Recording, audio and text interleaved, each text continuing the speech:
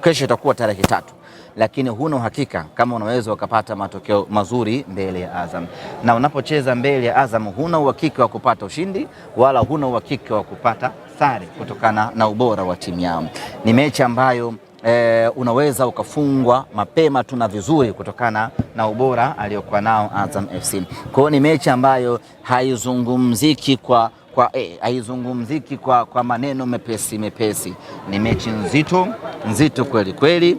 Raundi ya kwanza walifanikiwa kutufunga mabao 2-0. Tumekuja raundi ya pili hivi sasa, na yenyewe ni mechi ngumu kweli kweli.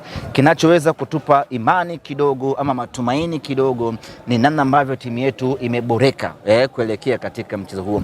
Mabadiliko ambayo tumeyafanya kwenye timu yetu kidogo yanaweza kutupa matumaini ya kwamba tunaweza tukapapatua na Azam FC tukapata kitu, lakini otherwise ni mechi ngumu kweli kweli. Hizi ni zile aina ya mechi ambazo hautamani zifike.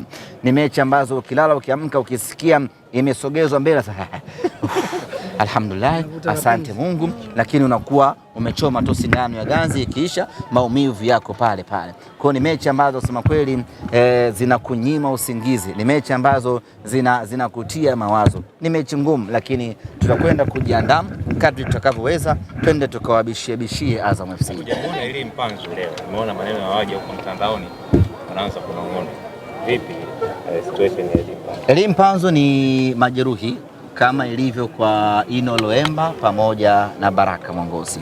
Kwa hiyo watatu hao hawakuwa sehemu ya mchezo hii leo kwa sababu ya majeraha waliokuwa nayo, na wanaendelea kupatiwa matibabu.